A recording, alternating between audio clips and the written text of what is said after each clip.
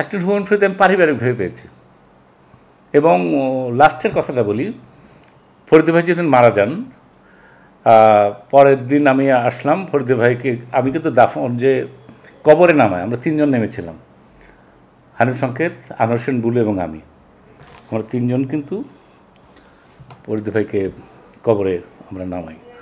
যখন কবর করা হয় আমি নিজেও কবর করেছি, খুব শক্ত মাটি ছিল এখানে।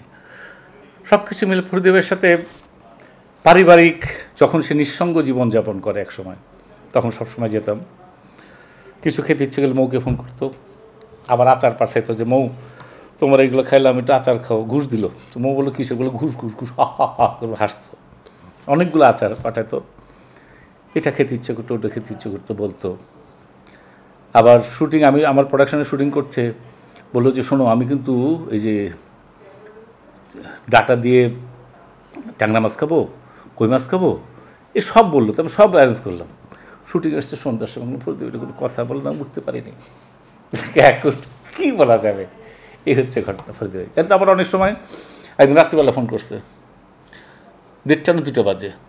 তাহলে জি ফরিদে ভাই, বলে আমি সকালবেলা আসবো, নিহারে দিয়ে পরোটা খাবো। আমি বললাম আপনি সকালে উঠতে পারবেন? বললাম না সকালে আসবো। তাই আমি বুলু ভাইকে ফোন করছে, ফরিদে ভাই আসবে। বলে তোরে ফোন করছে কখন? বললাম যে 1:30টার সময়। নিশ্চিতে থাক, 12টার আগে উঠবে না। ঘটনা তাই। তখন মনে হয়েছে মোটামুটি বলছে। এনাদের জান্নাতি করুক, জান্নাতি হোক, ভালো থাকুক।